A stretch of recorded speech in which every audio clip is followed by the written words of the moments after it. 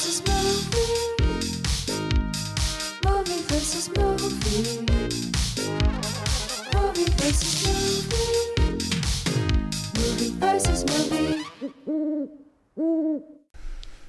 Welcome back, everyone, to another episode of Movie versus Movie.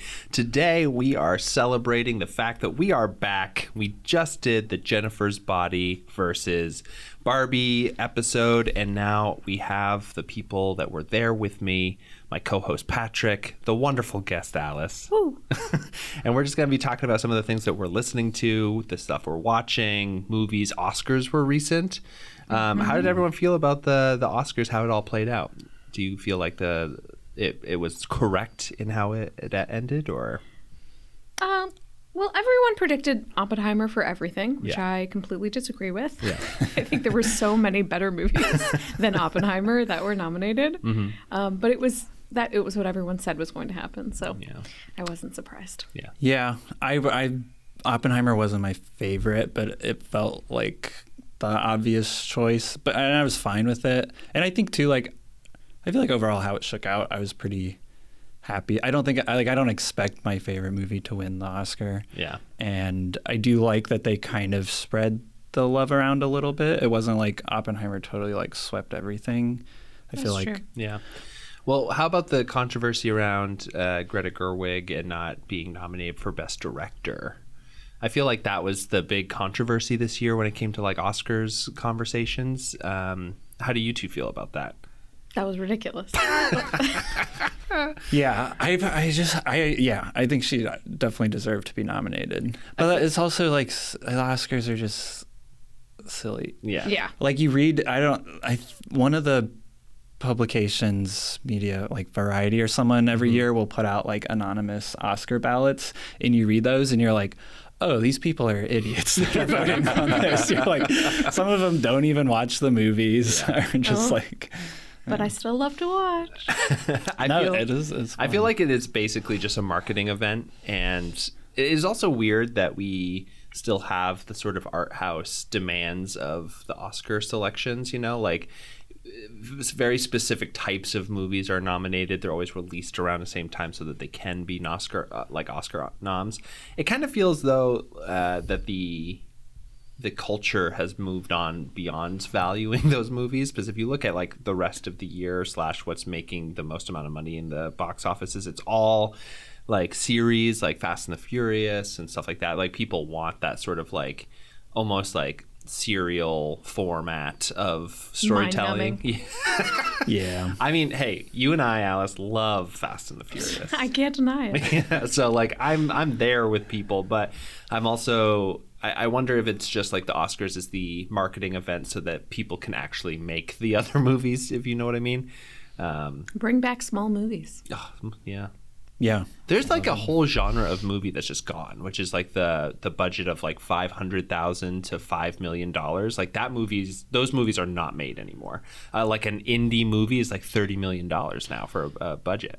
Right. And even if like you make an indie movie, there's no like step in between. I feel like you make a successful indie movie, then like Chloe Zhao made some very small budget movies, and then made Nomadland, which was a small budget movie that got a lot of acclaim. And then they're like, boom, yeah. Disney snaps you up. Yeah.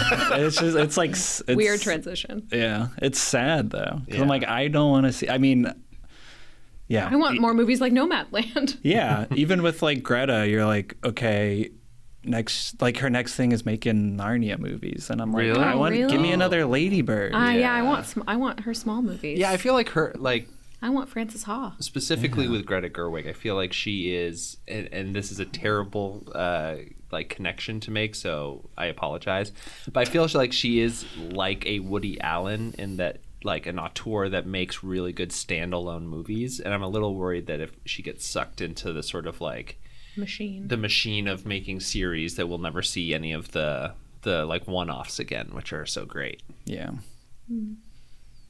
How do you all feel about Wes Anderson these days? Ooh. Patrick, you and I were talking about this recently. Yeah, because we just rewatched Grand Budapest Hotel. Yeah. And one of my favorite movies of all time. Yeah. It's like top 5. And it was so good. And it makes me like mad. I was worried that I would maybe not like it as much because I haven't liked his last few movies, and I'm like, maybe I'm kind of over his whole deal. And I was like, maybe I just have this rosy memory of Grand Budapest Hotel. And then I went back and watched it, and I was like, no, this one's so good. So good, man.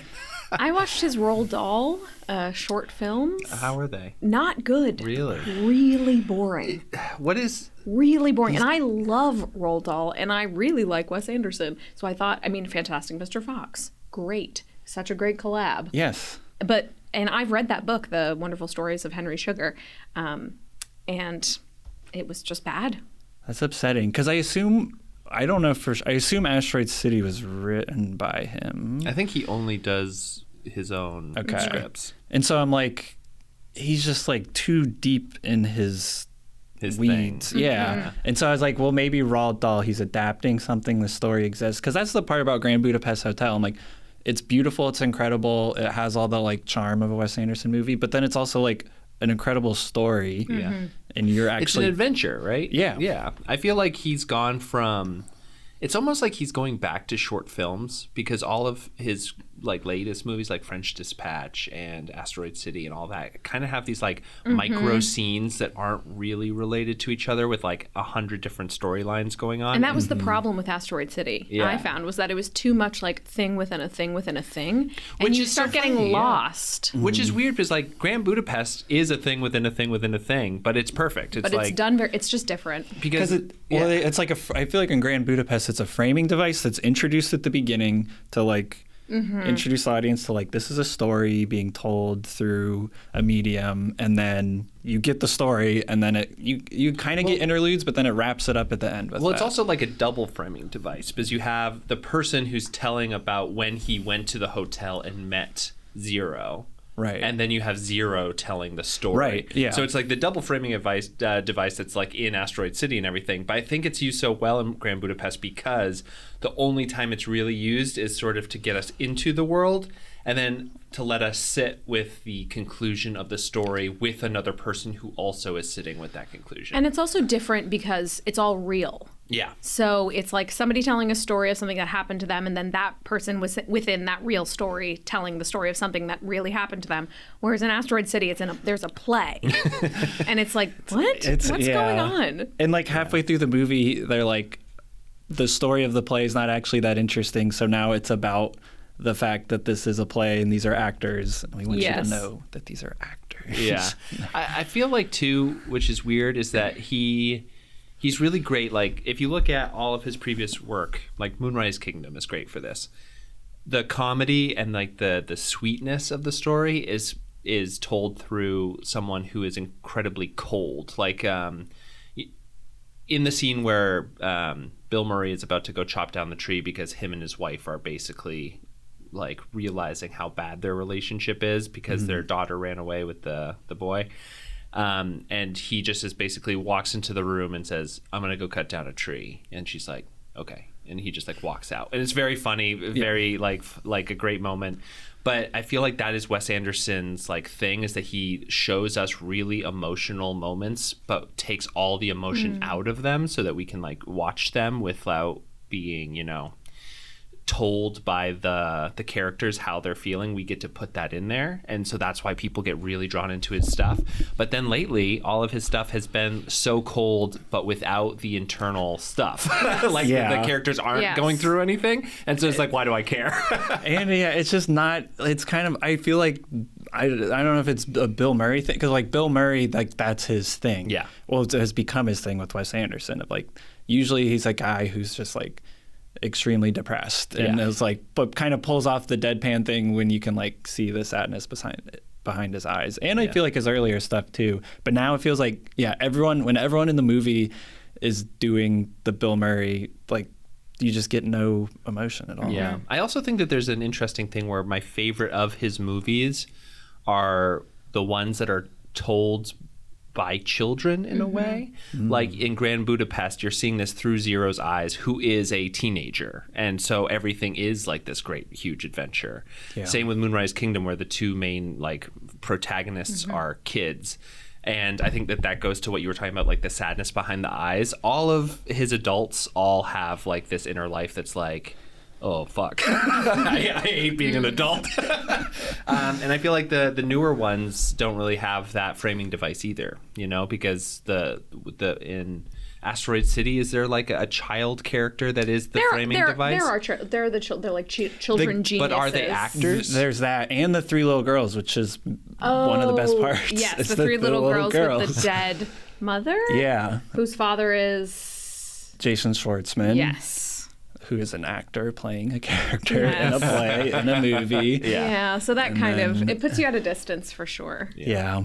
No, it was just like there was fun stuff. I feel like a lot of the comedy still came through in that movie that I enjoyed. Stuff was amazing. I wanted more of the alien. I loved the alien. Jeff Goldblum alien. And yeah. Ugh. So what are you guys like super into right now when it comes to movies? We're not into Wes Anderson, it sounds like, but have you guys been seeing movies lately that you're like, this is fucking crazy? Movies only? I mean, we've watched Air Bud recently, which is shot like a horror movie, and I love it. And the worst sound design I've ever heard in a film. Crazy sound design. What, is there just a lot of like boing, boing, boing, boing? I mean, you're not too far off because there is sort of like a... It's just bad sound design. Yeah, it's just bad. But also like the kid in every scene where he's like supposed to be playing with Air Bud and they're kind of like... physically like, oh, he's giving Air Bud a bath. He has his arms like around Air Bud's neck, and it looks like he's trying to drown Air Bud. And like every time, there's just like, wow, the EPA or whatever was not on set for what's the animal? PETA. Yeah, PETA was not on set for this one. But also, the EPA did take some issue with the dog playing basketball. They wrote that into the rules afterwards. But there was also the stuff with the clown at the beginning, with the alcoholic clown. Yes, Mr. Noodle from Elmo's World. Which was wild because it is so dark. It is wild. Yes, he is a horribly abusive pet owner, and he employs Air Bud as a clown in his act. Yeah, and he keeps Air Bud in a cage. All his ball skills. Yeah, the Air Bud, not the clown. Yeah, and also when he's driving around, he's driving up in like a Ford pickup truck with this huge dog cage. Yeah, of course, the dog cage in the back. But also on top of the truck is a huge clown head that is like wobbling around like a Jack in the Box. Very weird. Pretty scary. So we watched that. What else have we been watching? We rewatched Emperor's New Groove. Held up. It was good. Yeah. Cusco. Cusco's poison. Poison for Cusco. It's pretty good. Yeah, it's pretty good, right? Yeah. Can't wait to listen to that. You got Randy Newman and you got Cusco. Yeah, my two impressions. But yeah, it actually held up better than the story behind that how that movie was made was wild. Like, what was you were telling me there's a documentary about it, right? Yes, shot by Trudy Styler, Sting's wife.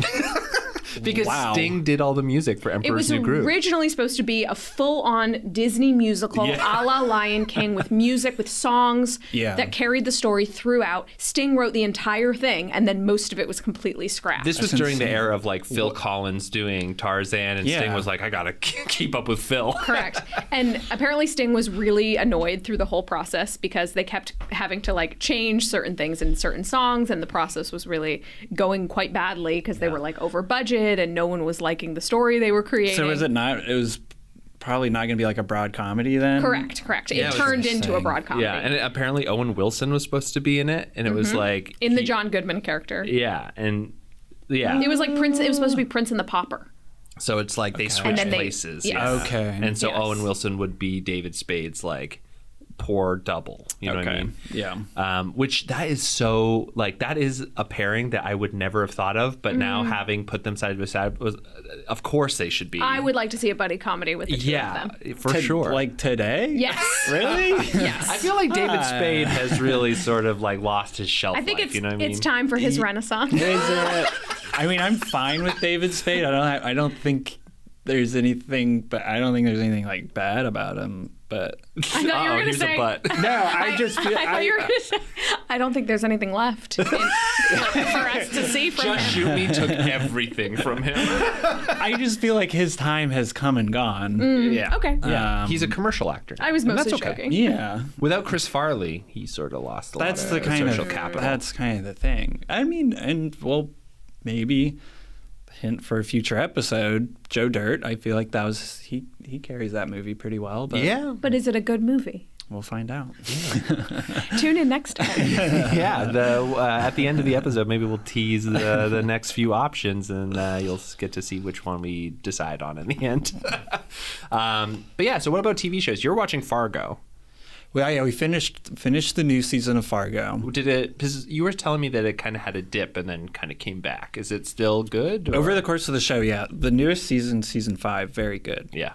Have you watched watched any any seasons? of No, but I want to. Yeah. So yeah, I'd say my rating is season 1 very good, season 2 great, season 3 was kind of bumpy, but I feel like has some good stuff. 4 I thought was actively bad, and then 5 back to very good to great. Really? Wow. Yeah. Like, so it didn't just go back to good. It's like top tier again. I think so. Yeah, one Wow, of the best. that's awesome. It is well, it's an anthology series, so it's Sure. different stories, but there's like little hints of connection there. Ooh, I like that. Yeah, like maintains a lot of themes across it because it's based TV series based on the movie Fargo, but it's more like it's not a remake of Fargo. It's kind of more like The world of Fargo. the world of Fargo and like using similar storytelling tropes, but inverting some of them and like changing it up. But the new season has oh my God, what's her name? She's a British actor who, anyways, very good performance from. But it's pretty. This one is, if anyone's interested in watching it, content warning. There's a domestic violence and abuse is a big plot line. Juno Temple. Juno Temple. I feel like she was around. Is she from Ted Lasso? Is she in Ted Lasso? I don't Can know. you show me a I have picture not of her? watched Ted Lasso. Don't. Okay. Everyone loved Ted Lasso. I think thought it was the a first they were wrong. season. The first season was comforting. Yes, she's from Yeah. Ted Lasso. Is she? She's one of the main characters. She's pretty good in it, right? Is she British in Fargo? No. Oh, Everyone's like Midwestern, but I do feel like Brits do a good Midwestern. Yeah. surprising. Yeah. Weird. Because it's like not. I mean, it's probably pretty exaggerated in the show too, versus like what a real Midwestern accent is. Yeah. But like, I know in the movie there were real people from Fargo. yeah, my mom was born in Fargo. Really? Fun fact. Wow. Yeah. Is she in the movie? No. Is your mom Frances McDormand? No. I was gonna say I wish, but I do love my mom. If I could have two moms, Shout out to Jill Patrick's and mom. Frances McDormand. Whoa. Uh-oh. What about Patrick's dad? Two moms and one dad. You can have them all. No, you only get 2. Have you heard of the show Couple to Thruple that is now out? Oh no. It's like, So it was only a matter of time. Then. yeah, I know. Apparently it is dramatic. Have you been watching Nick? No, but we have a friend who was, oh God, was it Margaret? Maybe it was Margaret, but Margaret, I believe Julia was also. Julia, that's probably who it was. Was deep into couple to thruple. Yeah, and a lot of it is just like, apparently it's just like, oh no, this is just somebody trying to cheat on their partner. But via a reality television show. So It's a great place to do it. no one will ever find out. What else has been going on? Anything that you've been reading or doing? Any other media? What are you reading, Patrick? I'm not reading much right now because grad school has taken up a lot of my time, and then when I have free time, I end up staring at Instagram reels for hours, and then I do Healthy. do the crossword sometimes, and I'm feeling. I do that too. We have a Sunday crossword tradition. We do it together. It's fun. Does Aaron also partake? I will ask for answers, but it's not usually a team activity. It's usually toilet activity. So Oh, nice. it's harder, nice. but I'll be like, nice. yeah, if it's something that is up Aaron's alley, I thought you were I'll going to say consult something her. else. I think there's one recently about characters from Little Women. I can't Is she a remember what it Little Woman was. Stan? Yeah, I know I that don't she know if likes she- really like comedy of errors sort of type of books like Jane Austen and that kind of stuff, right? I don't Comedy think of manners. Yes. Is that what it is? Yes, not I was like, comedy you were of giving me errors. the weirdest look. You were I was like, what are you talking about? Yeah, I feel like she likes period pieces in terms of like television and movies. Definitely into the period pieces. So I have feel you like it still been scratches that watching itch. Delicious in Dungeon? No, she Did fall started. off? I have not. I didn't. I didn't end up watching any episodes of that. I think she. I don't know if she finished that though. Gotta She report was back. watching it. Yeah, I'll have to check it out. Our anime side of the, the Yeah. podcast. We'll get her in to talk about it. We can do anime corner. Yeah. If we're going to talk about anime corner, I gotta say that there's one. I'm gonna try to remind myself what it is called, but it's essentially. So I was talking to my team who are all like Gen Z, and they are all super into like Crunchyroll and different animes that are modern. And one of them was like, "Oh, have you ever seen this one? You should watch it." And I had read this one back 5 years ago. It is the most depressing storyline ever. And I was like, "How dare you? How would you do that?" Because it's about this guy who used to be a piano prodigy and sort of stopped because of like the anxiety and everything, the expectations that were placed on him and all that. And he just wants to sort of like be a normal person. Then this like young woman like comes up to him and is like, "I am a violin prodigy and I really want to play with you." And so then it becomes like this like duet thing. But then near the end, it turns out, and this is a spoiler warning for this show that I don't know the name of, so I'm sorry. But she has like terminal cancer and is about to die, and that is why she's approached him. But he inspired her to take up the violin when she saw him in concert when she was younger, and So this is her Make-A-Wish. essentially, and they fall in love, and then she immediately dies, and it's like, okay, well, that's it. Jeez. Yeah. Yikes. Life ruiner. I know, home wrecker. Wow. Yeah, but that's what the Gen Zs are into these days. Cool. So, yeah. Good for them. I know. I've been watching the League of Their Own TV show and really enjoying it. Does it hold Highly up? recommend. It holds up because How would it not hold up? we've had this thing is you love Broad City. Yes. And I like Broad City. I haven't seen all of it, but everything you've shown me I really like. But we've had trouble recently when we see like those folks in other stuff that is not Broad City being like, I'm not sure they're great actresses. Well, Is one of them? One it's of the Abby leads? It's Abby Okay. Jacobson. She's the main character, and Darcy Carden is Love in Darcy it as well. Carden. Darcy Carden's Darcy so good. Carden is fantastic in Yeah. it. She's one of, I think, the most underrated female actresses. She's so good. right now. Yeah. She's fabulous, and she has quite a lot of range, but she's not just a comedic character in this. She has like a lot of emotional heft that she carries with the show, right? So, yeah. But it's very gay. It's much more diverse than the movie. Nick Offerman plays the Tom Hanks character, Ooh, that's but it's fun. quite different from how Tom Hanks did it, which I really appreciate. In what way? So instead of, he is still bad, similar to how Tom Hanks is kind of bad. I haven't watched the whole thing. But he's sort of pretends like he's good and kind of pretends like he cares, but is also but is really not that into coaching them and like actually doing a good job because he's like, well, they're women. But I see what you're saying about the whole, like, are these two people actually good actors? Sometimes it feels a little anachronistic, the Abby Jacobson humor part of it, Yeah. but it's very funny. That's great. I'm very glad because we've had this with not just those two, but a lot of people in that sort of genre or that time period of show. Oh my God, I'm totally blanking on her name. Nicole Byer. Nicole Byer.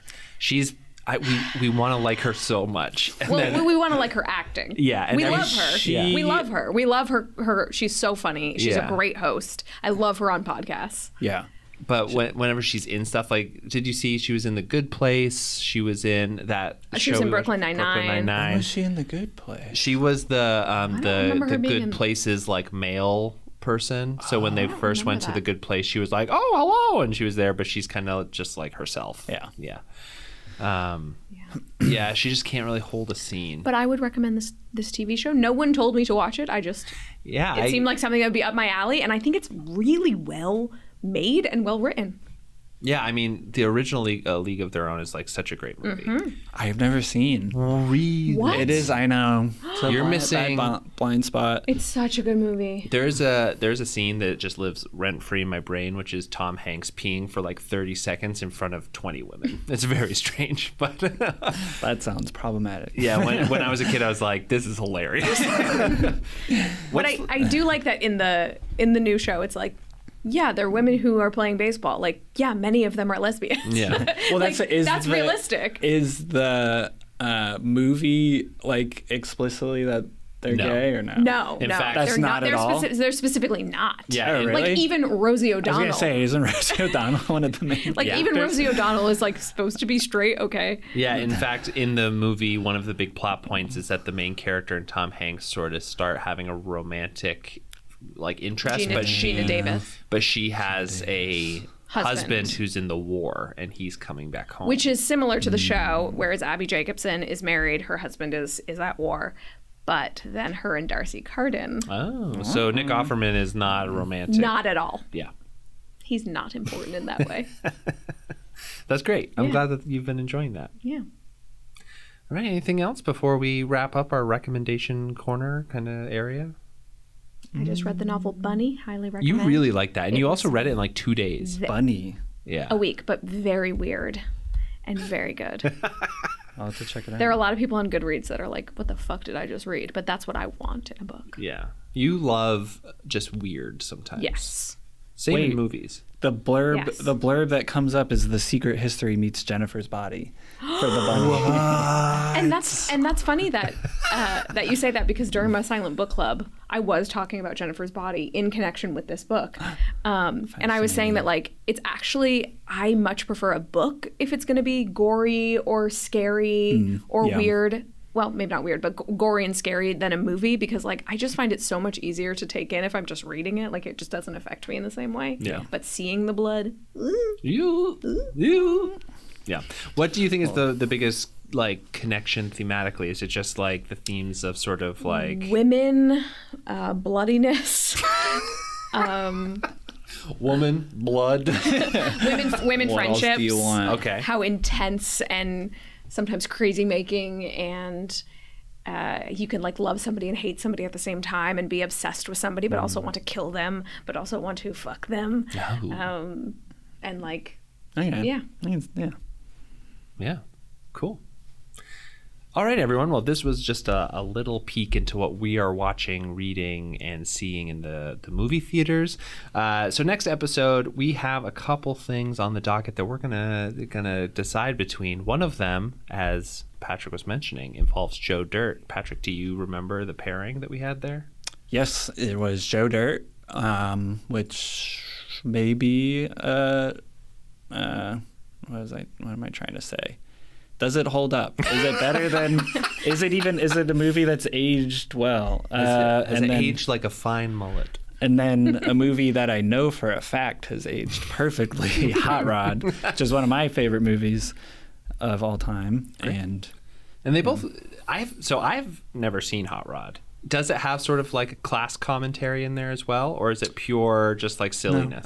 it's very silly. It's essentially a collection of sketches because it's the Lonely Island guys. Yeah. They're, I think at the time, were working at SNL. It's basically a series of sketches cobbled together into a storyline that's mostly coherent. I don't think, I mean, I haven't... it would be interesting to watch it again. I haven't watched it all the way through recently if there is any kind of commentary, but I don't think there is. All right. Then we'll do that sort of 2000s comedy, Does It Hold Up, in that episode. We also have a couple of other ideas bouncing around the old tank. Alice, you suggested this movie, the marathon one. oh yes, there's a movie called Brittany Runs a Marathon, which I have never seen personally, but I've always wanted to see. And then Nick, you had And we were thinking of pairing it with Run Fat Boy Run, which is a Simon Pegg marathon movie.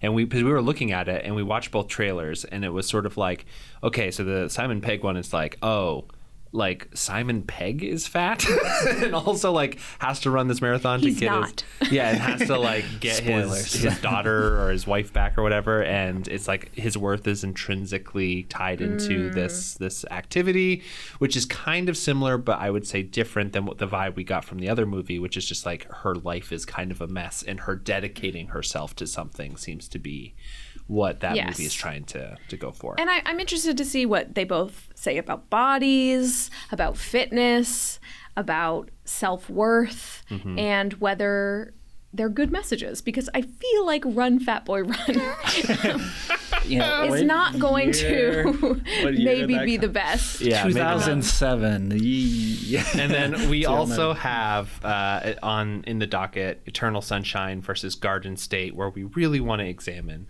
the manic pixie dream girl and its origins. Trope. Yeah. Well, I mean, these two movies are sort of like the origins of the term as well, right? So I think so. Like they kind of came up at the same time. So I think that's going to be a really fun one. Eternal Sunshine is one of my favorite movies of all time. And Garden State is terrible trash. And we'll get into that later on. Sorry, I'm just looking at the promo material for Run Fat Boy Run. He's just Simon Pegg. Yeah, like they didn't even. No. There's Nothing. literally in the one, you can see his back is arched so he can stick out his belly more. It was sort of like, it definitely feels sort of like, hey, Simon, can you drink like a cup of milk before you come on set today, just so you have a little bit of something to show, very silly. Yeah, all right. All right. Well, anyway, we'll see you in another 2 weeks with another episode of Movie versus Movie. Goodbye. Goodbye. Bye.